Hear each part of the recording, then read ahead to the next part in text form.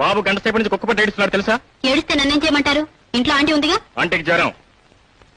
అయినా బిడ్డను సమాధానించే బాధ్యత ఆమెది కాదు, నీది. ఇంతసేపు ఎక్కడున్నా ఏం చేస్తున్నావు?